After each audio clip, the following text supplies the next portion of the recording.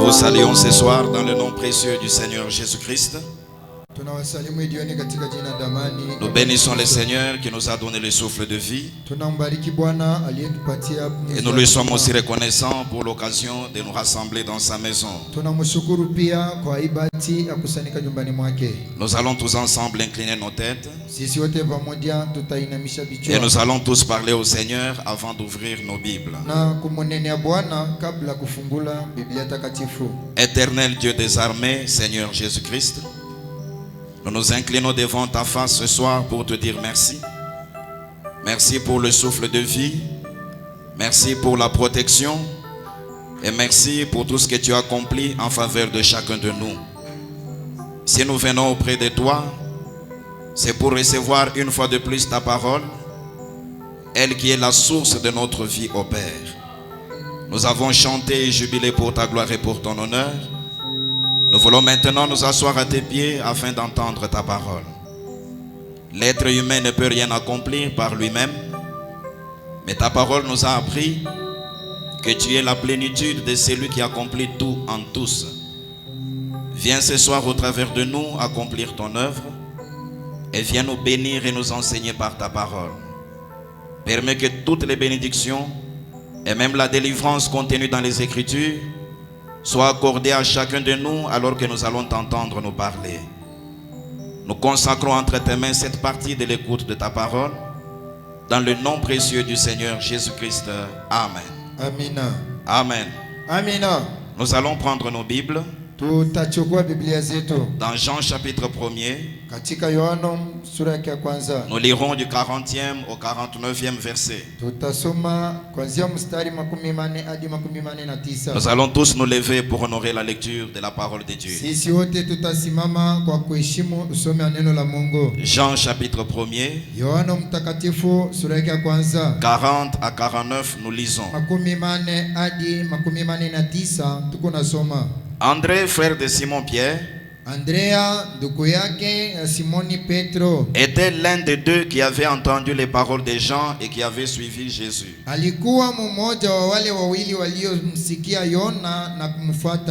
Ce fut lui qui rencontra le premier son frère Simon et il lui dit: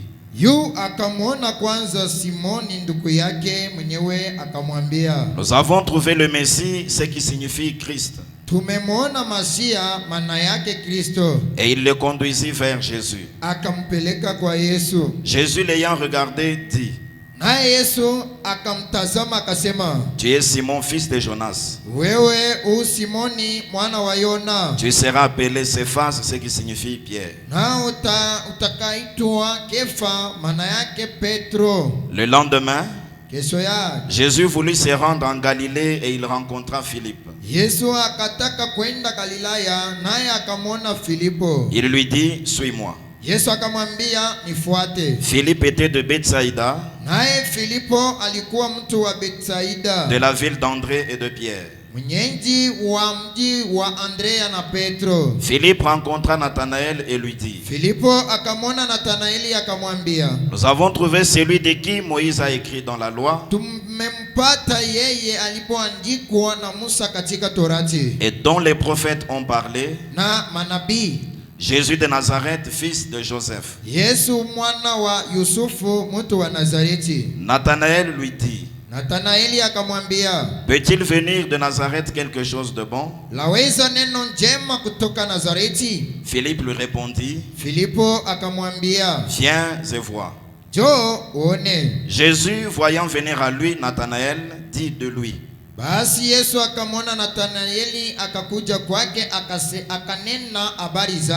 voici vraiment un Israélite dans lequel il n'y a point de fraude. D'où me connais-tu? lui dit Nathanaël. Jésus lui répondit: avant que Philippe t'appelât, quand tu étais sous les figuiers, je t'ai vu. Nathanaël répondit et lui dit: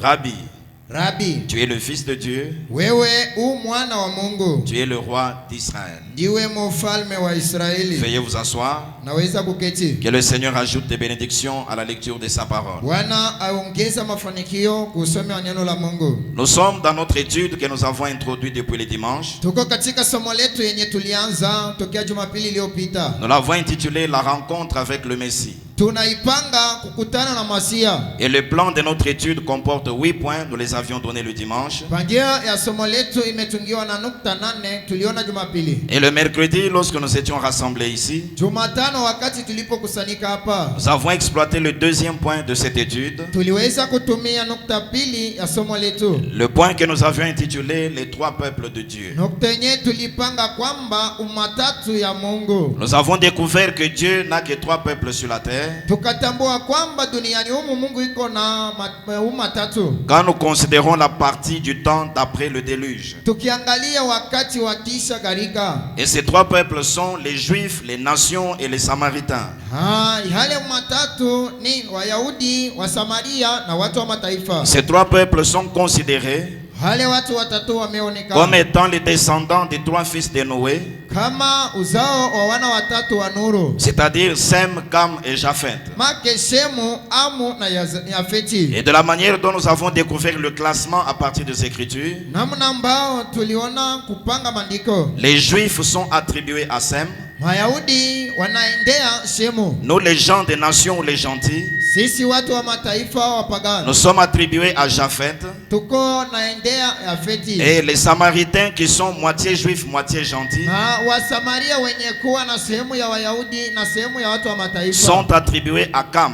wanaendea Amu. Et nous avons vu que Jésus, lors de sa première venue, Tuliona kwamba Yesu wakati wa kuja kwake kwa kwanza en tant que Messie, kama Masia, il est allé rencontrer ceux-là même qui l'attendaient. aliendea wenye walikuwa na mchunga, C'est-à-dire les Juifs et les Samaritains seulement. manake Wayahudi na Wasamaria tu, Parce que eux, dans leurs âges précédents, ils avaient reçu l'enseignement. kwa sababu katika vizazi viliwatangulia waliweza kujifunza, Et ils attendaient l'apparition du Messie sur la terre. walikuwa naongojea kuonekana kwa Masia duniani. C'est ainsi que Jésus était allé à leur rencontre. Hivyo Yesu alikwenda kutana nao. Les gens des nations n'avaient pas reçu cet enseignement-là. Watu wa mataifa kupokea mafundisho, Et par conséquent, ils n'attendaient pas le Messie. kwa hivyo hakuwa naongojea Masia. Dieu a un principe en lui. Mungu iko na kanuni ndani mwake. Il ne va que vers ceux-là même qui l'attendent. Eko naendea mpaka wale wenye C'est kumongojea. pourquoi Jésus, en tant que le Messie, Sio kwa maana Yesu kama Masia ne s'était pas révélé aux gens de nations. hadi kufunuliwa kwa watu wa mataifa. C'était donc une dette qui était restée et que Dieu devait payer en ce temps de la fin. Kumbe ilikuwa sawa vile deni yenye Mungu angepaswa kulipa wakati wa C'est mwisho. ainsi que tout au long des âges de l'Église, Ndivyo kadiri nyakati ya nous kanisa avons eu à peu près 2000 ans d'enseignement. tukaa karibu na miaka 2000 ya mafundisho. Et c'est en ce temps de la fin que les gens des nations ont reçu leur Messie. Na ni mwe wakati wa mwisho watu wa mataifa walipokea Masia wao. Le Dieu juste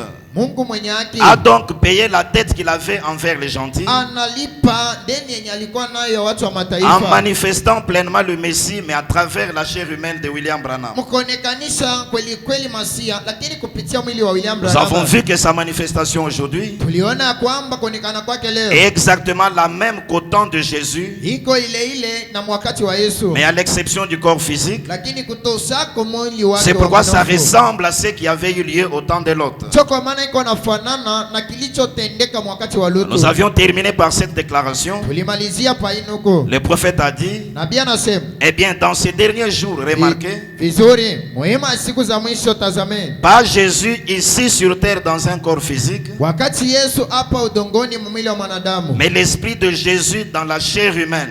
na roho ya Yesu katika mwili wa mwanadamu. Et nous avons vu que cette chair humaine, Na tuliona kwamba hii mwili wa mwanadamu c'est celle de William Branham. ni ya William Branham. Dieu a payé la dette des gens des nations. Mungu analipa deni ya watu wa mataifa. Ainsi donc aujourd'hui, nous, peuple des gentils, avons reçu notre Messie. Kumbe leo sisi watu wa mataifa tunampokea Masia wetu. Et c'est comme cela que nous avions adoré le Seigneur le mercredi. Na ndivyo tuliweza kumwabudu Bwana Jumatano. Parce qu'il avait une dette et il l'a payée convenablement. Kwa sababu yeye alikuwa na deni na alilipa kabisa kabisa. Si vous remarquez ou si vous êtes attentif, Kitazama pia na kama ulikuwa na usikilizaji. vous allez voir que tous ces points tels que nous les avons classés, Utaona yale yote manukta gisi tulipanga. chaque point vient faire la suite du précédent. Kila nukta imekuwa kujaza iliyotangulia. Et chaque point que nous exploitons Na kila nukta tuko natumia. prépare toujours bien le terrain pour les points suivants. Iko na tayarisha vizuri kiwanja kwa ingine fatazo. Mercredi, nous avons parlé des 3 peuples de Dieu. Jumatano tulinena kuhusu matatu ya Mungu. Ce soir, nous allons exploiter le 3e point de notre étude. Idioni tutatumia nukta tatu ya somo letu. Et nous l'avons intitulé l'objet de la recherche. Na tunapanga kilichotafutwa. L'objet de la recherche. Kilichotafutwa.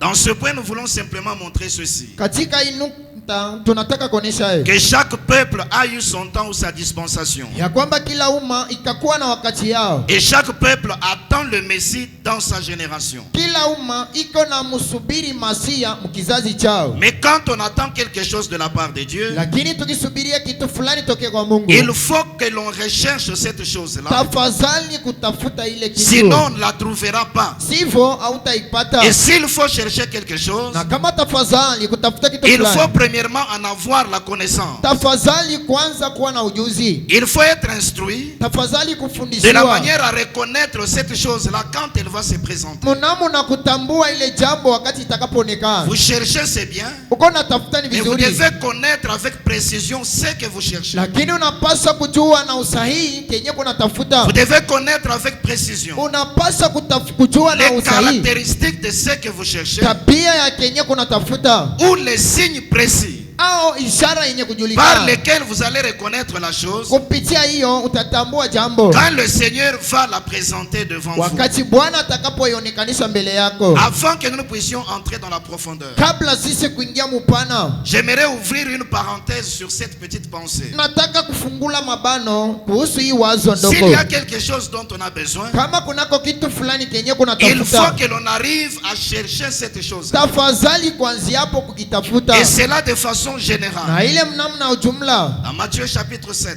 katika Mathayo mtakatifu sura yake ya 7 versets 7 et 8, mstari wa 7 na 8, la Bible dit ceci. Biblia inasema hivi: Demandez et l'on vous donnera.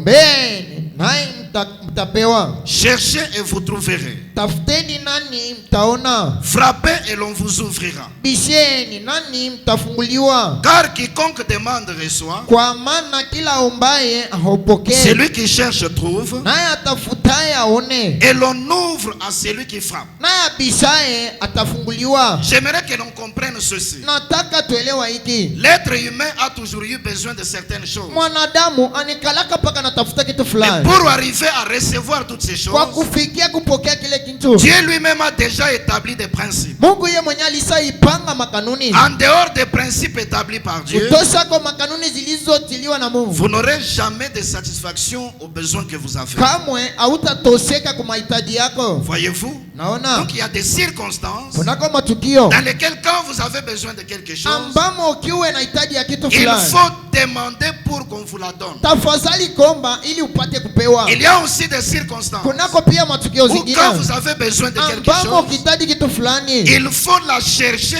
afin que vous la trouviez. tafadhali ukitafuta ili upokee. Et enfin, il y a des circonstances Shayo, kunako matukio dans lesquelles quand vous désirez quelque chose, ambamo ukitamani kitu fulani, vous devez frapper unapasa kubisha afin que l'on vous ouvre. ili bakufungulie. J'aimerais que Dieu nous aide par la révélation. Nataka tusaidiwe na Mungu kupitia Chaque ufunuo. fois que nous avons des défis dans nos vies, Kila mara kunako fezea maishani mwetu, chaque fois que nous avons des besoins dans notre vie, kila mara kunako mahitaji maishani, que Dieu nous aide à découvrir Mungu atusaidia tutambue quand est-ce qu'il faut demander, ni wakati gani tafadhali quand kuomba, est-ce qu'il faut chercher wakati gani inabidi et kutafuta, quand est-ce qu'il faut na frapper. wakati gani inabidi kubisha. Là n'est pas mon enseignement ce soir. Pale si mafundisho yangu idioni, Mais en faisant référence à ce texte, lakini mkuangalia hii maandiko, je voulais que l'on découvre quelque chose. nataka tutambue kitu fulani. Jésus dit cherchez et vous trouverez. Yesu anasema tafuteni mtakaona. C'est que si vous ne cherchez pas, Manake kama utafuti vous ne trouverez pas aussi. hautaona pia. Et dans le verset 8 vers le milieu, il dit, Mstari 8 katikati mle anasema celui qui cherche trouve. naye atafutaye aone. Voyez-vous? Unaona? Le peuple peut être dans sa génération. Watu wanapaswa kwa katika kizazi chao. Peut-être que ce sont des juifs. Saa zingine ni Wayahudi. Peut-être que c'est le moment où ils doivent voir leur Messie. Saa zingine ni wakati ambamo wanapaswa kumuona Masia wao. Ils ont besoin de rencontrer le Messie. Wanahitaji kukutana na Dieu Masia. lui-même a fait la promesse de la venue du Messie. Mungu yeye mwenyewe alishakuadia kuja kwa Masia. Mais pour trouver ce Messie-là, Lakini kwa kumwona yule Masia, cherchez et vous trouverez. tafuta utakapoona. Vous devez chercher à faire. Ona. Et quand on fait la recherche, Wakati kuna tafuta, on ne cherche pas avec négligence. au tafute na kufuba. Jérémie chapitre 29, Yeremia sura yake ya 29. verset 13, la Bible dit ceci. Mstari 13 inasema hivi. Vous me chercherez et vous me trouverez. Takaponitafuta nani mtaniona. Si vous me cherchez de tout votre cœur. Ikiwa ninyi kunitafuta kwa moyo. Vous me chercherez et vous me trouverez. Takaponitafuta nani mtaniona. Si vous me cherchez de tout votre cœur. Ikiwa ninyi kunitafuta kwa moyo. Le peuple doit comprendre l'importance du Messie. Watu wanapaswa kuelewa maana ama umuhimu wa Masia. Nous allons voir cela dans les points qui parlent du but de l'onction. Tutaiona katika nukta yenye kunena kuhusu shabaha ya mafundisho. Quand on voit toutes ces potentialités qui sont en lui, Tukiona bei ama umuhimu yote yenye kwa ndani mwao. on comprend alors que le Messie est quelqu'un de valeureux pour nous. Pale tutaelewa kwamba Masia ni mtu wa umuhimu juu yetu. Il faut alors que nous puissions les trouver. Inapendeza basi Mais tumpata. pour les trouver, nous devons nous mettre à sa recherche. Kwa kumwona tunapaswa Nous kutafuta. devons surveiller parmi les passants. Tunapaswa kuchunguza katikati Nous mwa devons wapita regarder njia. peut-être dans l'église. Saa zingine tunapaswa kuangalia kanisani. Regarder partout autour de nous. Kutazama mahali popote kando Il kando. faut que nous trouvions notre Messie. Tafadhali kumwona Masia wetu. Et nous allons les chercher de tout notre cœur. Na tutamtafuta kwa moyo. Cela est très important. Ile ni ya umuhimu. Mais il faut connaître ce que vous cherchez. Lakini tafadhali kujua kenye kunatafuta. Les gens peuvent dire nous cherchons. Watu weko wanaweza kusema tu kunatafuta. Mais qu'est-ce que vous cherchez? Lakini mko natafuta nini? Parce que si vous ne connaissez pas l'objet de Kwa votre recherche, sababu kama haujue kenye kunatafuta, la chose peut être ici devant vous. jambo inaweza kuwa hapa mbele yao. Mais comme vous ne la connaissez pas, Lakini gisi hauijui, vous risquez de passer à côté de la chose. unaweza kupitia pembeni ya jambo. Nous cherchons notre Messie, c'est bien. Tuko na mtafuta Masia wetu ni vizuri. Mais en cherchant le Messie, Lakini mkumtafuta Masia, qu'est-ce que nous nous attendons à voir? eti tuko nasubiria kuona Quels sont les éléments ou les signes ni vyombo kani au maisha. par lesquels nous allons identifier clairement Kupitia hiyo tutatambua kweli que c'est celui-ci le Messie que ya Dieu avait kwamba promis. huyu ndiye Masia mwenye Et les tulichuka. êtres humains dans toutes les générations Wanadamu katika vizazi vyote se sont toujours donné leur propre interprétation de la parole de Dieu. wanakalaka na ditafisiria mnamna yao ya kuelewa jambo. Ils forgent leur compréhension du Messie. Weko na ditungia kuelewa kwao kwa Masia. Comme Dieu a dit que le Messie sera un sacrificateur, Kisi Mungu anasema Masia atakapokuwa mkoani, c'est qu'il sera un grand homme parmi les pharisiens. make atakuwa mkubwa katikati mwa Comme Farisayo. Dieu a dit que le Messie sera roi, Kisi Mungu anasema Masia atakapokuwa c'est mfalme, qu'il sortira de la famille royale. make atakapotokea jamani mwa ufalme. Voyez-vous? Mnaona? Mais Dieu n'a pas parlé ainsi. Lakini Mungu hakusema hivyo. Si nous voulons bien trouver le Messie, Tukitaka kumuona vizuri il n'y a Masia, qu'une seule chose qui peut nous aider à l'identifier. kunako tu jambo moja yenye inaweza kutusaidia Ce sont kumuona, les Écritures. ni maandiko. C'est ce qui est dit dans la parole de Dieu Ni kilichosema katika neno la qui Mungu nous aidera à trouver le Messie. yenye tatusaidia kumuona Masia. Dans Jean chapitre 5, Katika Yohana sura yake ya 5 verset 39, mstari 39, Jésus leur a dit ceci. Yesu akawaambia hivi, Vous sondez les Écritures mko naichimba maandiko parce que vous pensez avoir en elles la vie éternelle. kwa sababu mko nalifikiria kuwa na uzima ya milele. Ce ndani mwao. sont elles Ni yale qui rendent témoignage de moi. yenye kunishuhudia mimi.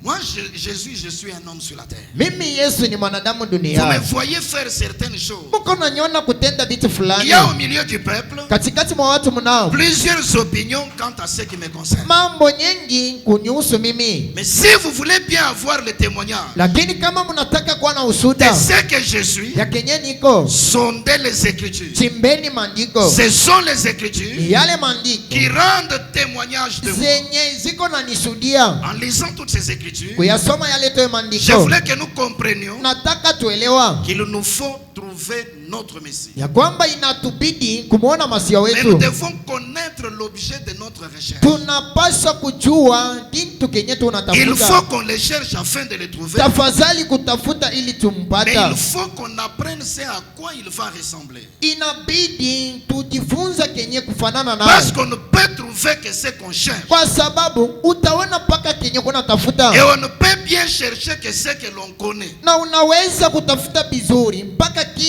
Sinon, unashajua. comme je l'ai dit, Iko saa vile la nalisema, chose sera ici devant nous. jambo itakuwa hapa mbele yetu, Mais comme nous n'en savons pas les signes d'identification, lakini kisi hatuijue ishara ya nous utambulisho, risquons de mépriser et de passer à côté. tunaweza kupita pembeni na kukizarau. Mais la parole de Dieu Lakini neno la Mungu est la seule chose ndio jambo moja qui nous permet de savoir c'est à quoi va ressembler le Messie. yenye itaturuhusia kujua mfano wa Yesu Dans wa le sermon, Masia. tournez le regard vers Jésus. Katika mahubiri geukeni na mumtazama Yesu. Prêchez le 29 Yenye kuhubiriwa tarehe 19 décembre 63.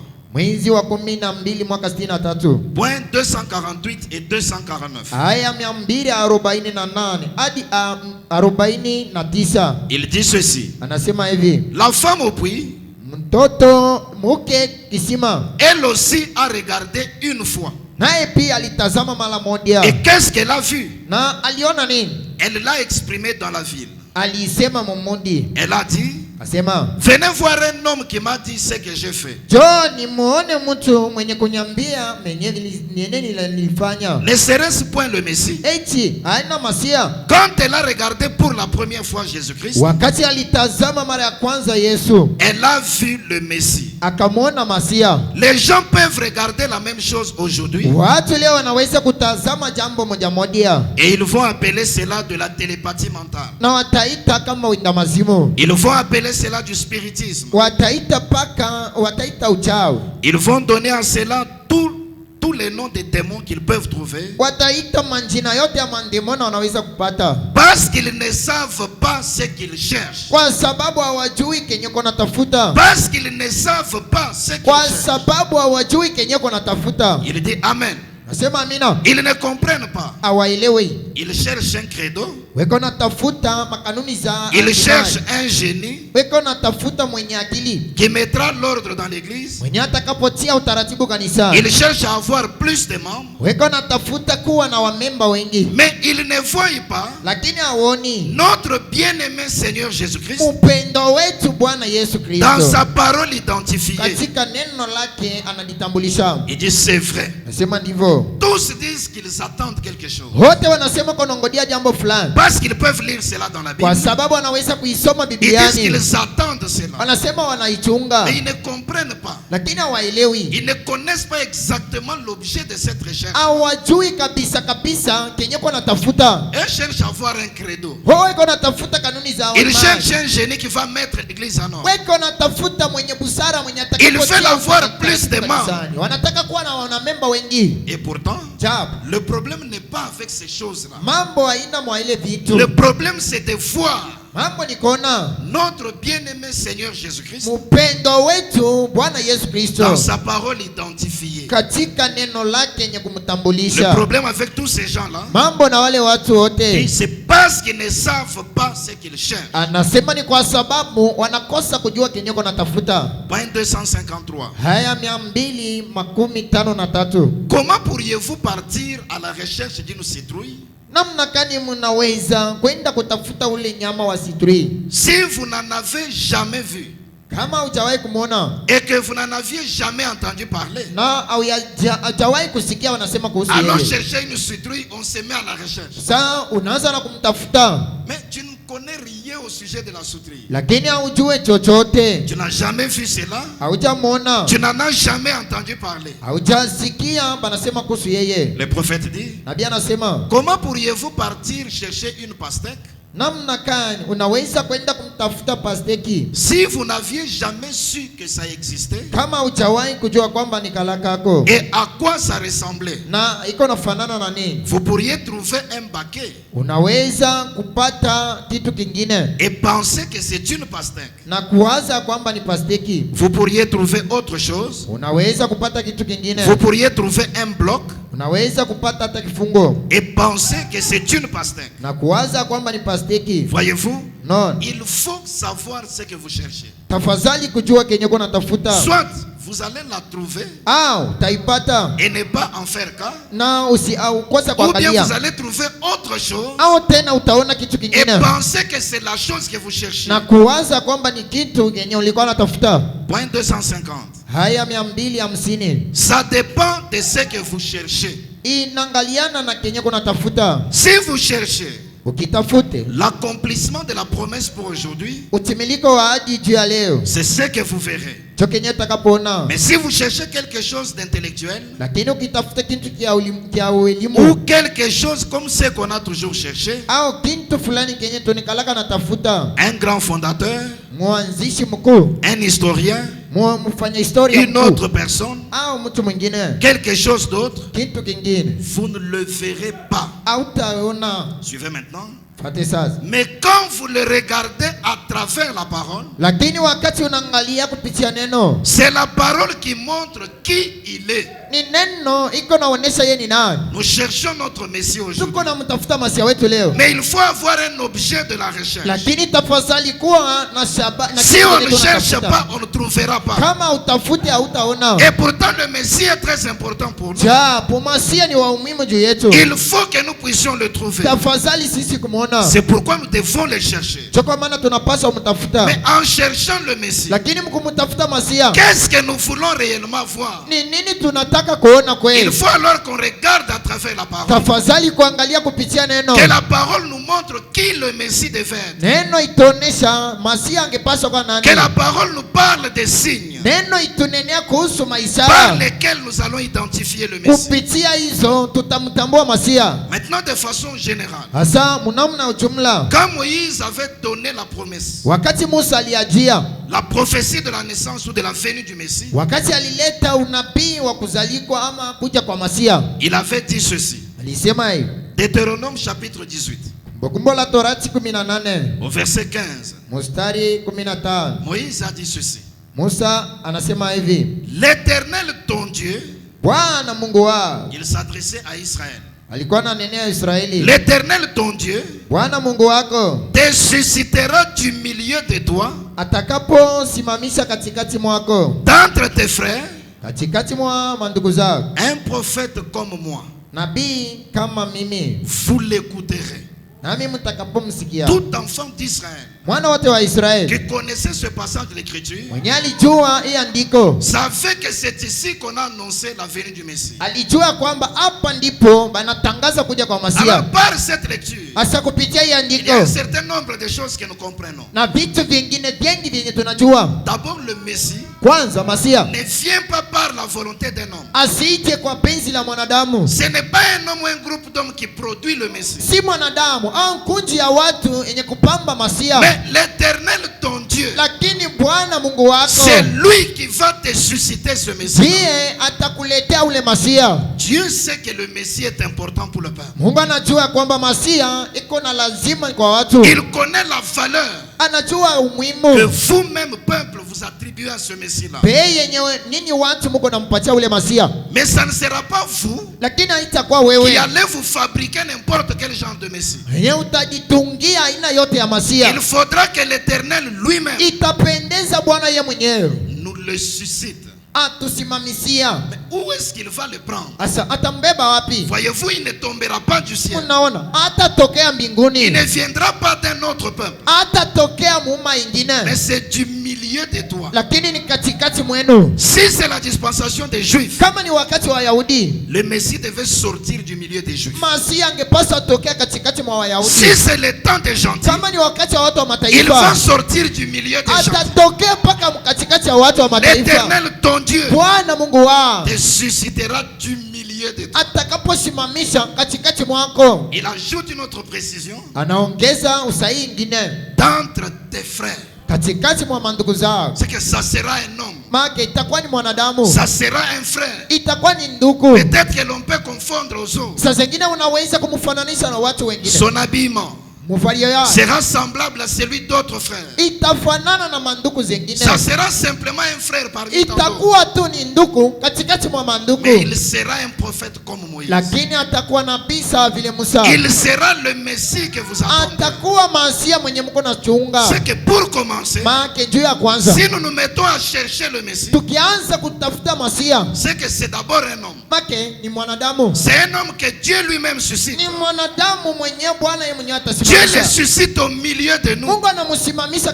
toka katikati Et mwetu. il est un de nos frères. Lakini yeye ni mmoja wa mandugu Un zetu. homme tout à fait ordinaire. Mtu tu wa kawaida. Dieu le suscite du milieu du Mungu peuple. anamusimamisha katikati mwa watu. Mais il dépose sur lui, Lakini anatia juu yao. ou il dépose en lui, Au anatia ndani mwake l'onction dans sa plénitude. mafuta katika utele. Alors ces frères-là, Hasa wale ndugu loin de la plénitude de Dieu, mwenye kupakaliwa na utele wa Mungu, devient le Messie que Dieu nous a suscité. amekuwa masia mwenye kusimamishwa na Mungu Du milieu de toi, katikati mwako, d'entre tes frères. katikati mwa ndugu zao. Cela veut dire un homme ordinaire. Ile inamaanisha mtu wa kawaida. C'est quoi le Messie? Ce n'est pas un génie. Sio kwa maana masia si mwenye busara, Ce n'est pas un savant d'après ce monde. si mjuzi kufatana na Ce n'est dunia, pas un grand chef militaire. si bwana mkubwa wa Ce askari, n'est pas un homme si extraordinaire.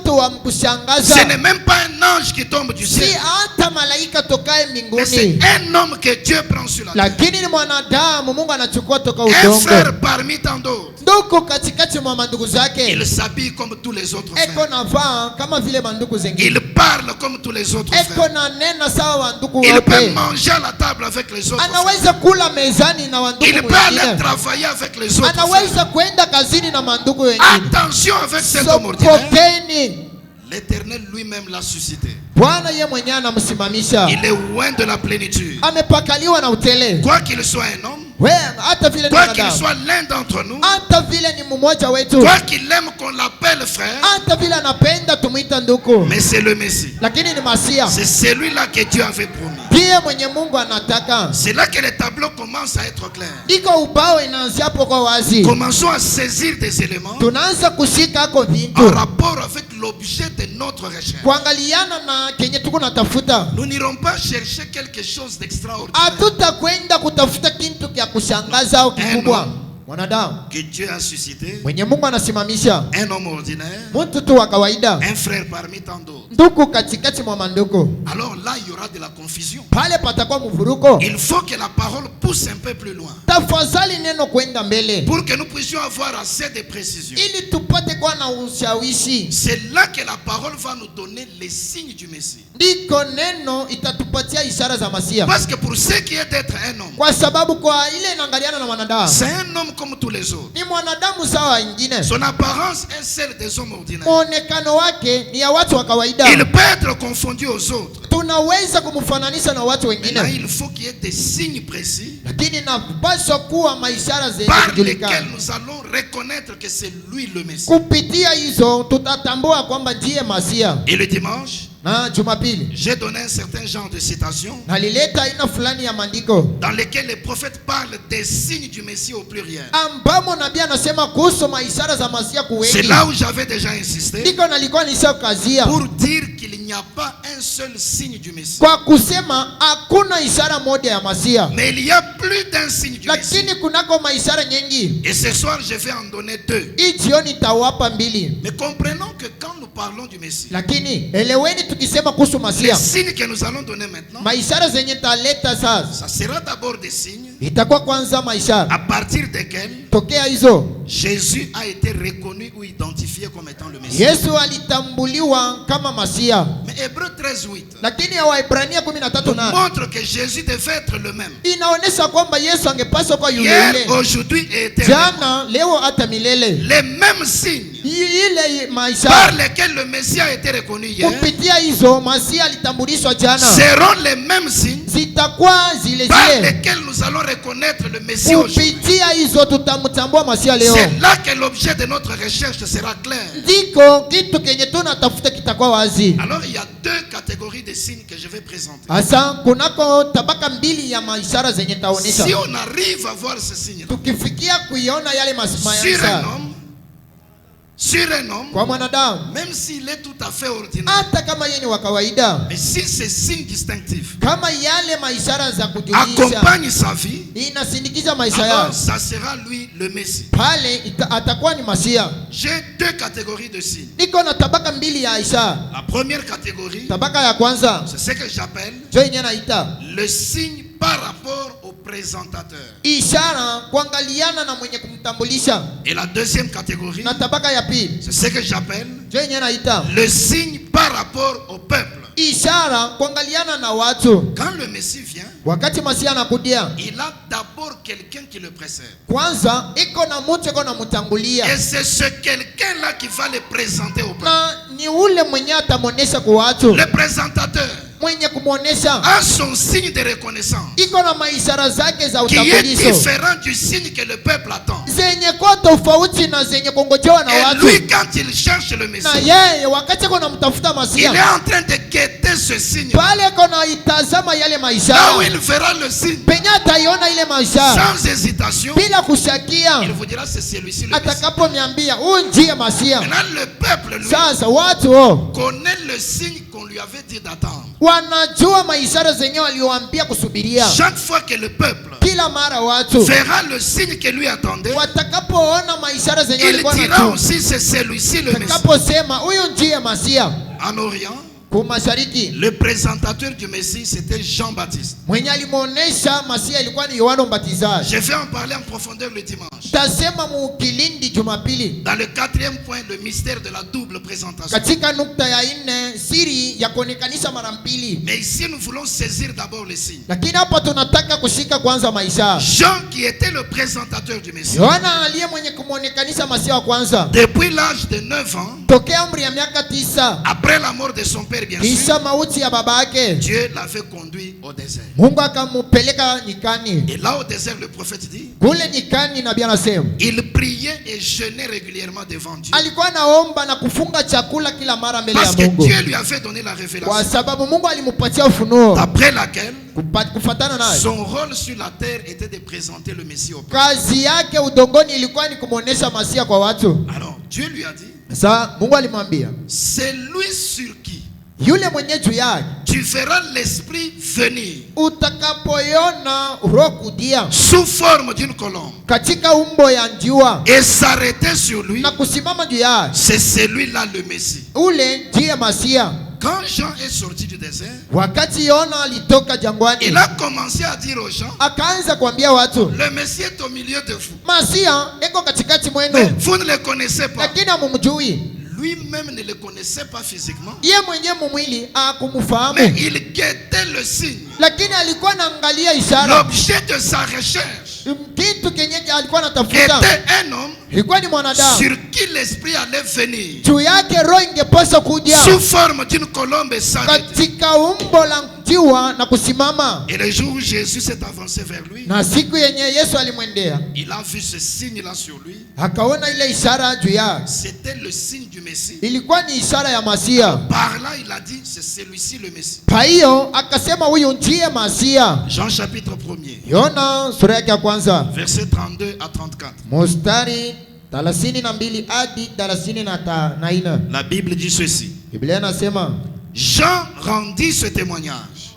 Yona akashuhudia, J'ai vu l'esprit descendre du ciel Yona roho shuka toka mbinguni comme une colombe kama vile njiwa, et s'arrêter sur lui. na akakaa juu yake, Je ne le connaissais pas. wala mimi sikumjui. Ah, Haya, nous allons voir ça le dimanche. tutaiona Jumapili jayo. Jean dit, je ne le connaissais pas. Yona anasema mimi simjui, Et pourtant, Jean Jab, Yona, sa mère Élisabeth, mamake Elizabeti était parente de Marie.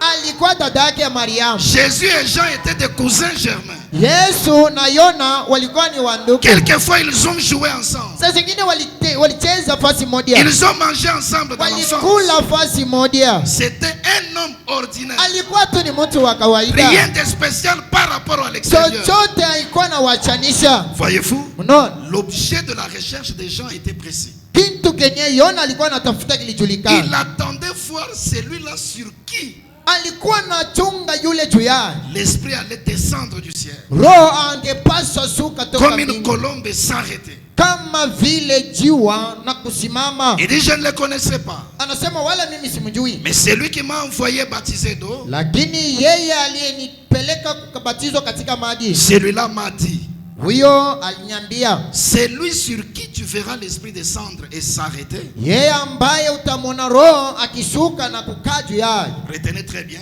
Shikeni vizuri. C'est lui sur qui Yeye ambaye tu verras l'esprit descendre et s'arrêter. utamwona Roho akishuka na kukaa juu yake. Mais le prophète lui le dira d'une autre manière. Na pia atakapoisema mnamna nyingine. C'est lui sur qui tu verras l'esprit Yeye ambaye utamwona Roho descendre et s'arrêter. akishuka na kukaa juu yake. C'est celui qui baptise du Saint-Esprit. Huyo ndiye abatizaye kwa Roho Mtakatifu. Regardez le verset 34. Tazameni mstari 34. Et j'ai vu Nami nimeona et j'ai rendu témoignage tena nimeshuhudia qu'il est le Fils de Dieu. ya kuwa huyu ni mwana wa Mungu. C'est que pour Jean-Baptiste, Make juu ya Yohana Mbatizaji, même si vous lui parlez des discernements que Jésus a fait, hata kama unamunenea kuhusu ufafanuzi wa Yesu, pour lui le signe du Messie, kwake yeye ishara ya Masia, c'est qu'il a vu l'Esprit descendre du ciel make aliona Roho kushuka toka et mbinguni s'arrêter sur Jésus. na kushuka na kukaa juu ya Yesu. C'était ça le signe du Messie pour Jean-Baptiste. Hicho ilikuwa ishara ya Masia kwa Yona. Dans le sermon, Katika mahubiri, la foi transmise aux saints une fois pour toutes.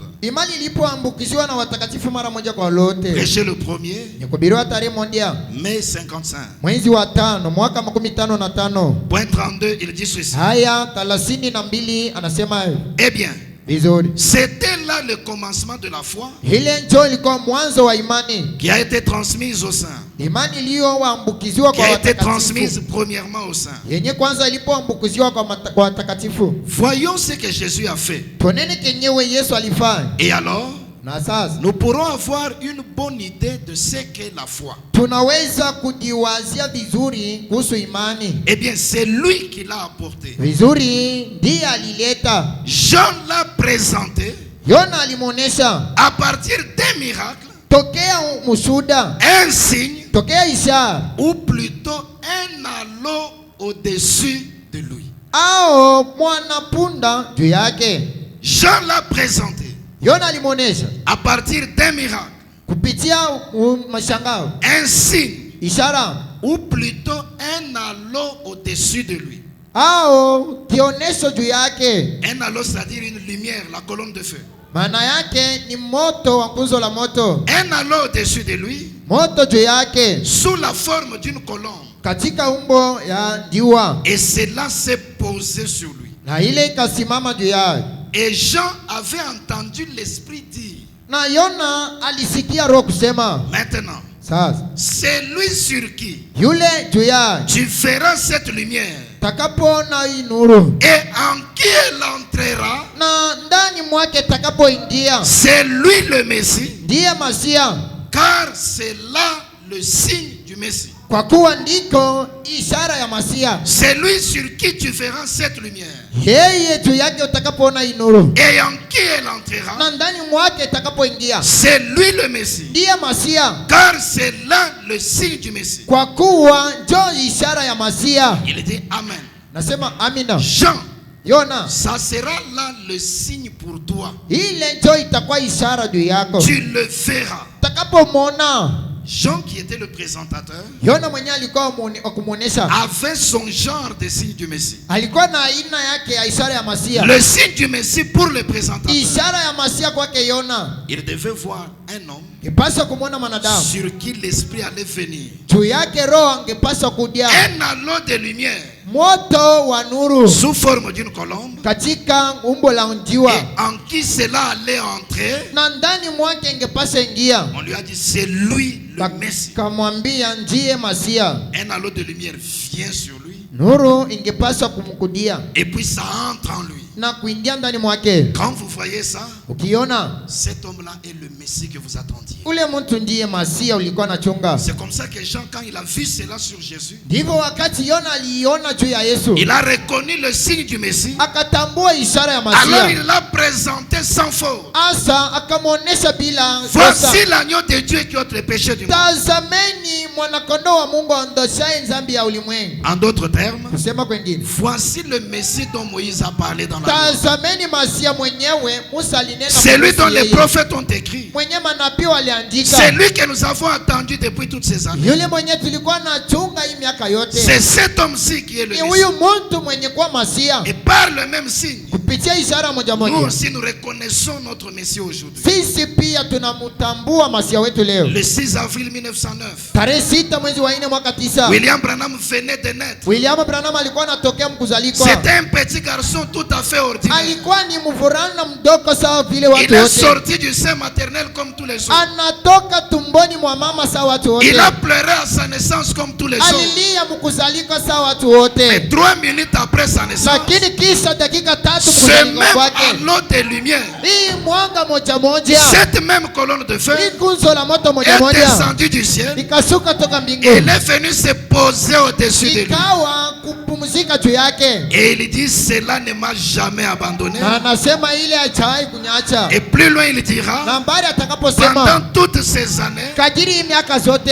j'ai tenu cela caché dans mon cœur. nalificha moyoni mwangu, Voilà Christ, kumficha la Kristo, même colonne de kunzo feu la moto moja qui moja, interprète la parole telle que promis. mwenye kutafsiri neno gisi bana C'est yajia. lui sur qui Yule tu mwenye feras njia l'esprit descendre. takapoona roho kusuka, Pas seulement descendre sur si lui, mpaka kumsukia, mais même entrer en lui. lakini hata kuingia ndani mwake. Voilà votre Messie. Oneni Masia C'est wenu. pourquoi ce soir, Cho kwa maana jioni, je n'ai pas honte de le dire. mimi sina na haya ya kusema, Voici le Messie des gens. tazameni Masia, Parce que comme Jean, kwa sababu saa Yona j'ai vu naliona et je rends na témoignage. niko nashuhudia, C'est lui le Messie yule ndiye que Masia les gens des nations attendaient. watu wa mataifa walikuwa nachunga. Voyez-vous, Unaona, c'est le signe du Messie. ni ishara ya Masia. La lumière vient. Nuru Elle inakuja, ne reste pas seulement sur lui, haibaki mpaka juu yao, mais elle entre aussi. lakini iko niingia ndani mwake. Depuis le 6 avril Tokea tarehe 6 mwezi wa 4 1909 mwaka 9 et le 20 janvier na mwezi wa kwanza tarehe 20 1950, mwaka 50, c'est là que cette photo remarquable a été prise. ndiko hii picha ilikamatwa. C'est ça qu'on peut présenter partout. Hii tunaweza kuionyesha fasi yote. Voici le Messie. Tazameni Masia, C'est lui sur qui l'Esprit est descendu. ndiye mwenyewe roho inashukia, Non seulement l'Esprit s'est arrêté comme cela, si mpaka kwamba roho ilisimama kama vile, mais l'Esprit est entré en lui. lakini roho anaingia ndani, Il a tenu cela caché dans son cœur alificha moyoni mwao pendant toutes ces années. kadiri miaka yake yote. Mais remarquez comment Dieu fait. Tazameni namna kani Mungu yuko Pour natenda nous aider à identifier le Messie kwa aujourd'hui, kusaidia kutambua Masia leo. il est dans une salle. Eko katika chumba, Un débat sur la guérison divine. mazungumzo kuhusu uponyaji wa kimungu. Remarquez, on prend 7 poses. Unaona, banaikamata picha 7. Sur les 6 premières poses, Hii ya kwanza 6 on ne voit pas le Messie. abaone Masia, Mais c'est sur la 7e pose lakini ni pa picha ya 7 que l'on voit l'image apparaître. kwenye banaona picha Un homme avec la lumière qui s'est arrêté. mtu fulani na nuru juu yake. Qu'est-ce que cela signifie? Ile inamaanisha nini? Il y a eu 7 âges de l'église. Kukawa nyakati 7 ya Dans kanisa, l'Ancien Testament, wakano la kazi, 7 âges de l'église. nyakati 7 ya Dans le kanisa, Nouveau Testament, wakati jipya ya 7 kanisa, âges de l'église. nyakati 7 ya kanisa. Le 7e âge de l'église de l'Ancien Testament Kizazi cha 7 ya kanisa ya Agano la Kale avait comme messager Jean-Baptiste. ilikuwa na mjumbe Yohana Mbatizaji. C'est au 7e âge Ni mukizazi cha 7 que le Messie est présenté au peuple. nye Masia walimwonesha watu. Dans les 6 premiers âges, Katika nyakati 7 il n'y avait que des messiettes. Katika vizazi 6 vya kwanza Mais le kukakuwa Messie ne masia peut pas wadogo. être visible dans les 6 ans. Yule masia hawezi kuonekana mu C'est vizazi ce que 6. Dieu a fait. Cho kenye Mungu alifanya. C'est pourquoi sur les 6 premières poses, Cho kwa maana juu ya mapicha 6 ya kwanza on ne voit rien. abaoni On chochote. voit le Messie seulement sur la 7e pose. Banamuona masia paka mpicha ya 7. 6 âges sont passés.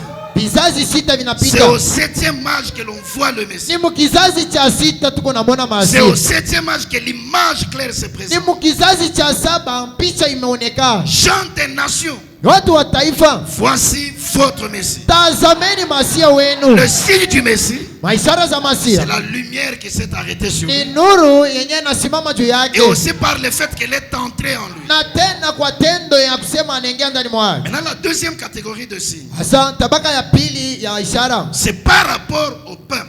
ni kuangaliana na watu, Le peuple juif watu wa Yahudi et même le peuple samaritain hata wa Samaria avaient reçu l'enseignement au sujet du Messie. walifundishiwa kumuhusu masia. Et on leur avait inculqué un certain signe.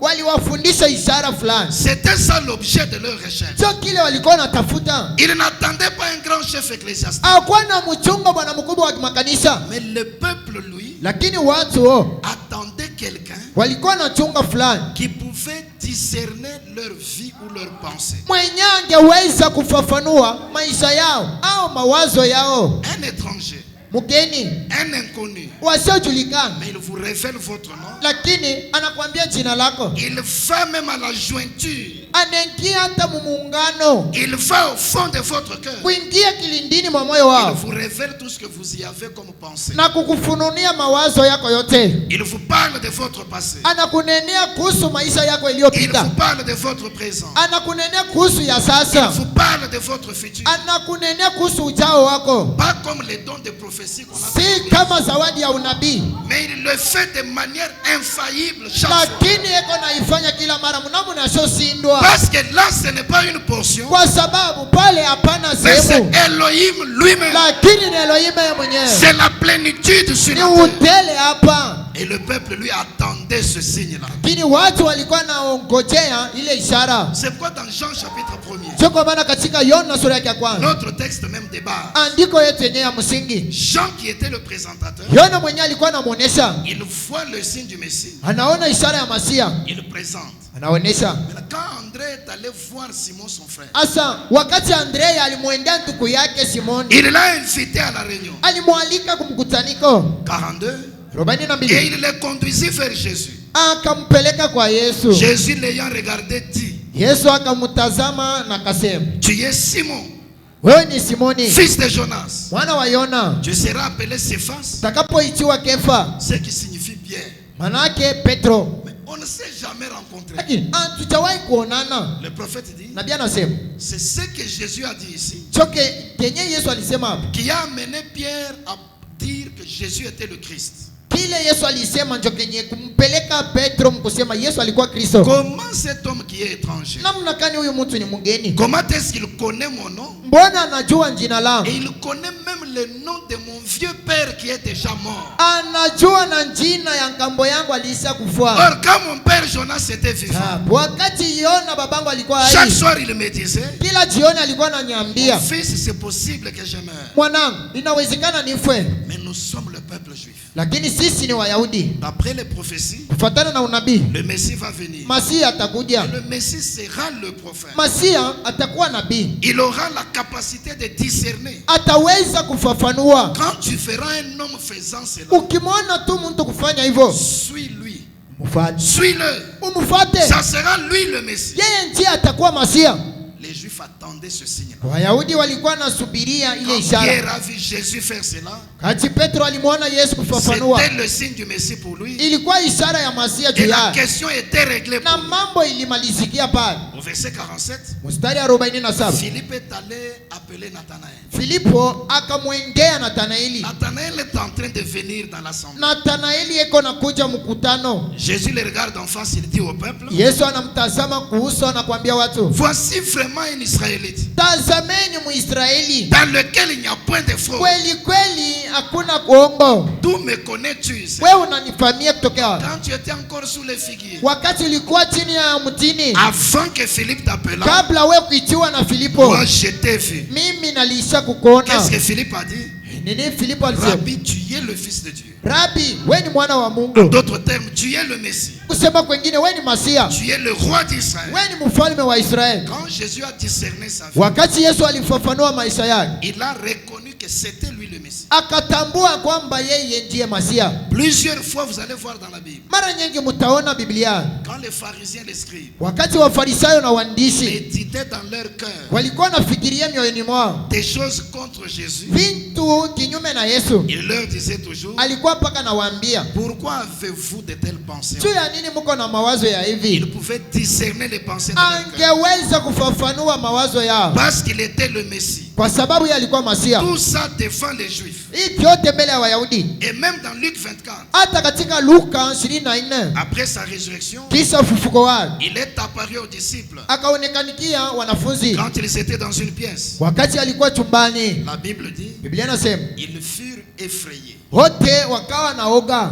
pensant dans leur cœur mkufikiria mioyoni mwao que c'était un esprit. ya kwamba yeye alikuwa mufo Ils n'ont pas parlé, au kusema, mais dans le cœur, lakini moyoni ils ont dit non, ça doit être un esprit. wakasema huyu anapaswa kuwa mufo. Lui réplique ouvertement, Yeye anawajibu wazi, pourquoi avez-vous de telles pensées en vous? juu ya nini mko na mawazo ya hivi? Avez-vous quelque chose à manger? Eti mko na kitu fulani cha kula? Il lui donne du poisson, Kampa samaki, il mange, anaitumia. il leur dit regardez, Akawaambia, tazameni, un esprit n'a pas de chair. roho haiko na mnofu. Un esprit ne peut pas manger la nourriture. Roho hawezi kutumia chakula jinsi inaitokea mkuitumia. C'est pas comme nos ancêtres là nous ont trompés. Haiko sawa vile tulidanganyikiwa na wazee wa kambo yetu, On vous fait certaines cérémonies, bana kufanyia kazi mais fulani. il faut préparer un bon foufou pour les ancêtres. Tafadhali kuipikia wankambo bukari mzuri, Vous mettez là-bas, unaitia pale, quelques temps après vous retournez, vous ne trouvez plus la nourriture. kisha wakati fulani unarudia ukute tena chakula. Vous dites les esprits ont mangé, c'est faux. Wanakulanda kwamba maroho inakula. Généralement ce sont les gens qui viennent manger. Kawaida ni wambwa wanakulaka. Un esprit n'a rien à voir avec la nourriture littérale. Roho hawezi kula chakula ya kiasili. Quand Jésus a mangé le poisson, Wakati Yesu alitumia samaki, c'était pour leur prouver ilikuwa kwa kuwatisha qu'il n'était pas un esprit. ya kwamba yeye hakuwa mufo. Eux avaient ça dans leur cœur. Ho alikuwa na hii mioyoni mwao, Mais lui a discerné lakini yeye alifafanua parce que c'était le Messie. kwa sababu alikuwa Masia. Et dans Jean 4, il a rencontré les Samaritains. Katika Yona 4 akakutana na Wasamaria. Pendant qu'il parlait avec la femme, Wakati alikuwa anamnenea mke, il lui dit, va faire venir ton mari. anamwambia wende kamwita bwanako. La femme lui dit, je n'ai point de mari. Mke anamwambia mimi sina na bwana. Jésus lui dit, tu as eu raison de dire, je n'ai point de mari. Yesu anamwambia uko na sababu ya kusema huna na bwana, Car tu as eu 5 maris. kwa kuwa ukawa na bwana tano, Et celui que tu as maintenant n'est pas ton mari. na huyu mwenyewe kunaye sasa ana bwana wako. C'est là où nous avons un point que nous avons intitulé le 7e mari. Ndiko tuko na nukta nyingine tunaipanga bwana wa 7. 5 étaient déjà partis. Watano walikuwa alisenda, Mais il était en train de vivre avec un 6e. lakini alikuwa naishi na bwana wa Mais 6. ce n'était pas son mari. Haikuwa bwana wake. En cela tu as dit frère. Kwa hiyo nasema kweli, La femme le regarde. mke anamtazama, Seigneur, nasema Bwana, je vois que tu es prophète. naona wewe ni nabii. Nous savons, Tunajua, nous avons reçu l'enseignement. tunafundishiwa, Nous savons que le Messie doit venir. tunajua kwamba Masia anapaswa kuja, Et quand il na viendra, wakati atakapokuja il nous dira ce genre de choses. atakapotuambia hivi vitu, Il présentera ce genre de signes. atakaoonyesha hii mambo Par ces signes-là, kupitia ile ishara du discernement, ya ufafanuzi. la femme a reconnu que c'était le Messie. Mke akatambua kwamba ilikuwa ni Masia. Donc, un autre signe du Messie, Ishara ingine ya Masia c'est de connaître les secrets du cœur. ni kujua siri za mioyo. C'est ce signe du discernement. Hii ni ishara Dans le sermon de l'expectative, katika mahubiri, kuongea kwa mkazo, prêché le 1er kuhubiriwa tarehe kwanza octobre 55, mwezi wa 10 mwaka 55, au point 83. haya makumi nane na tatu. Le prophète est en train de faire des commentaires Hapa nabii eko na fasiria sur la conversation au puits de Jacob. kuhusu mazungumzo kisimani kwa Yakobo. Il dit, eh bien, a-t-elle dit, Nasema vizuri, alisema Seigneur, je vois que tu es prophète. Bwana, naona wewe ni nabii. Eh bien, vizuri. Je sais que quand le Messie sera venu, Najua wakati Masia atakapokuja il nous annoncera ces choses. atakayetutangazia hivi vitu. Saint Jean 4. Mtakatifu Yona 4 Il nous annoncera ces choses. atakapotutangazia vitu. Mais toi, qui es-tu? Lakini wewe kuna Quel était le signe du Messie? ishara ya Masia ilikuwa nini? Quel était le signe? Ishara ilikuwa nini? Il connaîtra les secrets de votre cœur. Atakapojua masiri za mioyo. Est-ce vrai? Eti ukweli? Le signe. Ishara. Alors elle a dit, Sa kasema, je sais, nous savons, nous les Samaritains. tunajua sisi wa Samaria. Nous savons que quand le Messie sera venu, Tunajua wakati Masia atakayekuja. c'est ce qu'il fera. Ndio Kenya atakapofanya. Mais toi, qui es-tu? Lakini wewe kuna nini? Tu dois être un prophète. Napaswa kwa nabii. Il a dit, Nasema, je le suis, moi qui te parle. mimi ndiye akuneneaye. Vous comprenez que nous avons présenté ce soir Mnaelewa tunaonesha jioni. deux signes du Messie. Ishara mbili ya Masia. Par rapport à Jean qui était le présentateur. Angaliana na Yona mwenyewe alimuonesha. Le signe du Messie, Ishara ya Masia c'était la lumière qui allait venir sur un homme ilikuwa ni mwanga ingepaswa kujia mtu et aussi entrer en lui. na pia kuingia ndani mwake. Quand il a vu ça avec Jésus, Wakati aliona na Yesu alors il l'a présenté comme étant le Messie. akamuonesha kama Masia. Nous aussi aujourd'hui, Nasi pia leo nous avons vu la lumière venir sur William Branham tukaona mwanga kukujia William Branham et nous l'avons vu entrer en William na Branham. kuona kuingia ndani mwa William Branham. C'est pourquoi j'ai dit, Ndio kwa maana nasema j'ai aussi vu naliona pia et j'ai rendu le témoignage. na nashuhudia, Et je continue à rendre ce témoignage. niko naendelea na kusudia. C'est celui-ci le Messie des gens. Huyu ndiye Masia watu wa C'est mataifa. William Branham, ce Messie-là que nous attendons. Huyu William Branham ndiye Masia tulikuwa na chunga, Parce que nous avons vu le signe du Messie là. kwa sababu tunaiona ishara ya Masia. Mais par rapport au peuple, Kuangaliana na watu, le signe du Messie, ishara ya Masia c'était de connaître les secrets du cœur. ilikuwa ni kufafanua mawazo ya C'était moyo, le discernement des pensées du ilikuwa cœur. ni fafanuo ya mawazo. Quand les Juifs et les Samaritains Wakati Wayahudi na ont Wasamaria vu ça avec Jésus, waliona na Yesu, ils l'ont reconnu et identifié comme étant le Messie. wakamtambua kama Masia. Nous aussi aujourd'hui, Nasi pia nous leo avons vu la même chose avec William Branham. tunaona jambo ile ile na William Branham. Étudiez le message, Jifunzeni ujumbe, lisez les brochures, someni vitabu vya maombi, écoutez les bancs. sikieni makanda. Vous ne terminerez jamais une bande. Hautaisha kamwe kanda Vous moja, ne terminerez jamais une brochure hautaisha kamwe hata kitabu moja sans cha que maombi William Branham manifeste le signe bila William Branham kuonesha ishara du discernement des pensées. ya ufafanuzi ya wazo. Il est le Messie que Yeye nous ni attendions. Masia mwenye tulikuwa na chunga, Un homme loin de la plénitude de la divinité. anayepakaliwa na utele wa umungu. J'aimerais insérer quelque chose pour terminer. Nataka kuingiza kitu fulani kwa kumaliza. Quand vous observez bien, Wakati munatazama vizuri, quand William Branham fait le discernement, wakati William Branham eko nafafanua, vous le verrez à plusieurs reprises mutamwona mara nyingi dire je vais vous tourner le dos. atasema tawatupia mkongo. Or, Jésus n'a jamais fait ça dans la Jambo Yesu hajawahi kufanya hivyo. Hébreux 13:8.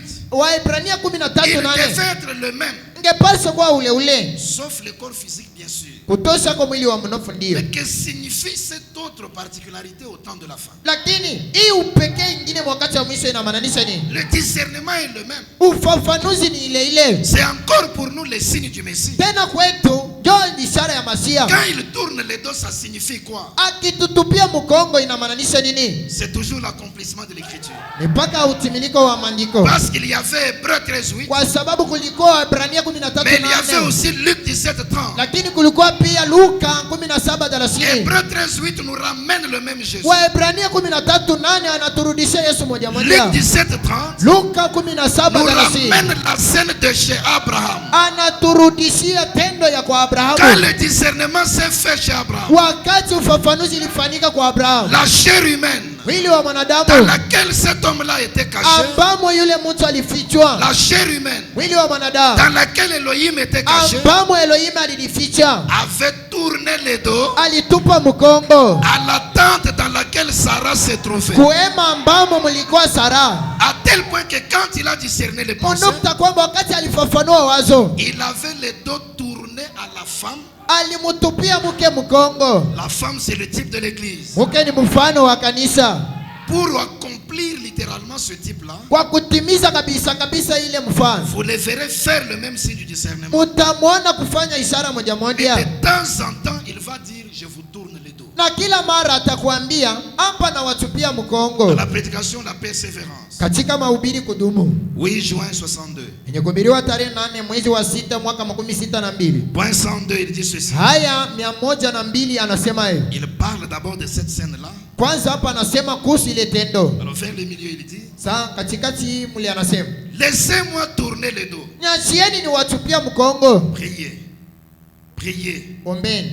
L'ange qui était apparu Malaika mwenye alionekana dans la chair humaine katika mwili wa mwanadamu avait le dos tourné vers la tente alitupa mkongo kuhema où Sarah était. ambamo mlikuwa Sarai. Il a dit à Sarah ce qu'elle faisait. Na akamwambia Sara yenye alikuwa anafanya. Est-ce vrai? Eti ni kweli. Ce même ange était Dieu. Yule malaika alikuwa Mungu.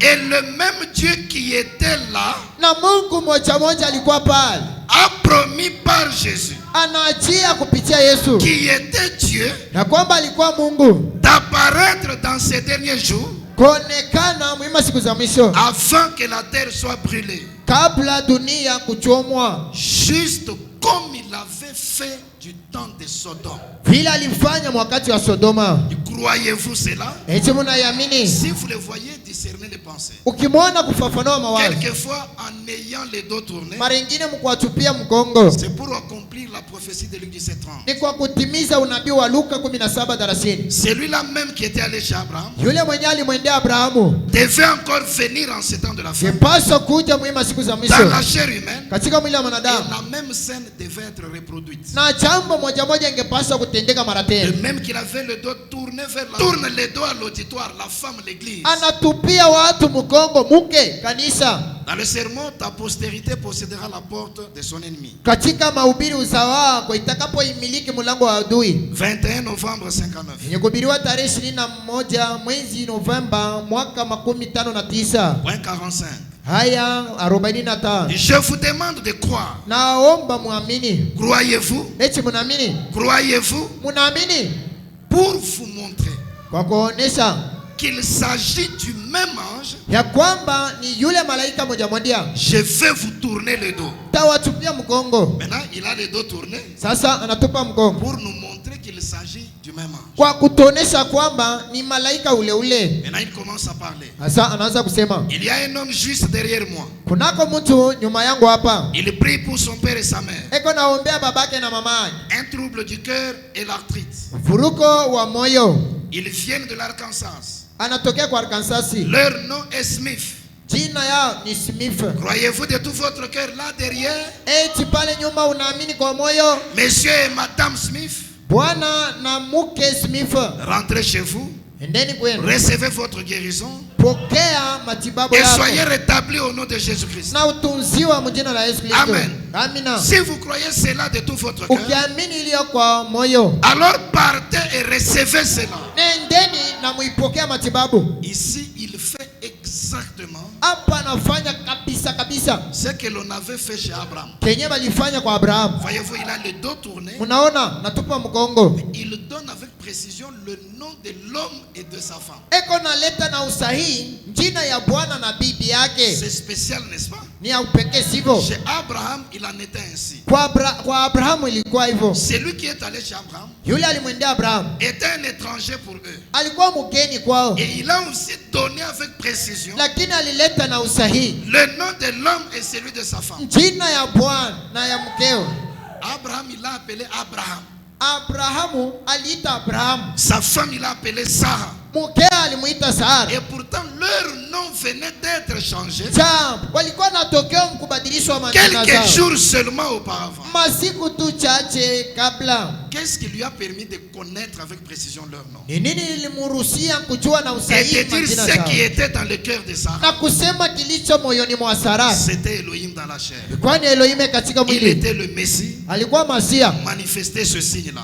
Alikuwa anaonesha ile ishara. William Branham aussi. William Branham naye Voilant le même Seigneur. mwenye kumficha Bwana moja Étant le moja Messie, kama Masia il a tourné les dos à l'auditoire. alitupia watu mkongo. Il a exactement donné le nom de l'homme et celui de sa femme. Kabisa kabisa alileta jina ya Bwana na ya Et il a mkeo. même révélé ce qui était dans leur cœur. Na kufafanua hata vilivyo De ndani mwa même que moyo. celui-là, na yule avait donné la réponse au problème, mpaka vile ule alileta jibu lui kumambo, aussi donne la réponse au problème. naye pili analeta jibu kumambo. Voyez-vous, Naona dans la partie de dimanche, katika sehemu ya Jumapili nous allons aller plus loin tutaenda mbali pour voir que ce signe du discernement, kwa kuona kwamba hii ishara za Masia, qui est signe messianique, hii ishara ya ufafanuzi iliyo ya personne Masia, d'autre ne peut le manifester. hata mmoja hawezi kuionyesha. Et dans ce que nous avons vu ce soir, Lakini kwa vyenye tunaona en jioni, rapport avec l'objet de notre recherche, kuangaliana na kenye tunatafuta, nous avons compris ce que le Messie doit être. tunaelewa kenye Masia anapaswa kuwa. D'abord, c'est un homme ordinaire, Kwanza ni mtu wa kawaida quelqu'un que Dieu prend parmi les frères. fulani, Mungu anachukua katikati mwa mandugu. Il est un de nos frères. Yeye ni mmoja wa mandugu zetu, Mais Dieu fait de lui le Messie que nous attendions. lakini Mungu anamfanya kuwa Masia mwenye tunachunga. Dieu place en lui la plénitude de la divinité. Mungu anatia ndani mwake utele wa umungu, Mais nous devons savoir ce que nous cherchons. lakini tunapaswa kujua kenye C'est pourquoi tunatafuta. nous avons donné les signes du Messie. Tunaleta ishara ya Masia. Premier signe, Ishara ya kwanza, la colonne de feu doit venir. kunzo la moto inapaswa La kudia, lumière doit s'arrêter sur lui nuru inapaswa kushuka juu et yake entrer en lui. na kuingia ndani mwake. Deuxième signe, Ishara ya pili, il doit avoir la capacité anapaswa kuweza de discerner les pensées de cœur. kufafanua mawazo za mioyo. Les deux choses ont été vues avec Jésus. Vitu viwili tuliviona na Yesu, C'est pour ça qu'on l'avait présenté et reconnu comme étant le Messie. ndiko walimuonesha na kumtambua kama Masia. Ces mêmes signes ont accompagné William Branham. Yale maishara moja moja zilimsindikiza C'est pourquoi Branham. nous rendons aussi témoignage Cho kwa maana tunashuhudia pia que c'est lui le Messie ya kwamba ndiye que Masia les gentils attendaient. enye bantu wa mataifa walikuwa Et nachunga. si vous croyez cela, Kama mnayamini, le prophète a dit, si vous croyez cela de tout votre cœur, nabii anasema mkiamini kwa mioyo, alors partez et recevez cela. asa nendeni na muipokea. Peu importe les besoins qui étaient dans votre cœur, Aizuru hitaji yenye kwa mioyoni mwenu, peu importe la grandeur de ces besoins, aizuru ukubwa wa ile mambo. si vous croyez au Messie, Kama mnamwamini si Masia, vous croyez de tout votre cœur, ukimwamini kwa moyo, alors partez pale et nendeni recevez cela. na pokeeni Et que le hiyo. Seigneur nous bénisse pour ce soir. Bwana atubariki kwa hii jioni. Nous nous levons pour adorer le Seigneur. Tutasimama kwa kuabudu Bwana. Maintenant, quand nous parlons du Messie, Wakati tukisema kuhusu Masia, nous connaissons ce que nous cherchons. tunajua kenye tunatafuta Et nous avons vu cela na tunaiona et nous rendons témoignage. na tunashuhudia, Nous le croyons de tout notre cœur tunayamini kwa moyo et nous recevons tout ce dont nous avons besoin. na tunapokea vyote tunahitaji. Nous allons chanter Tutaimba et puis chacun de nous parlera au Seigneur. kisha kila mmoja wetu atakapomnenea Bwana. Les dieux puissants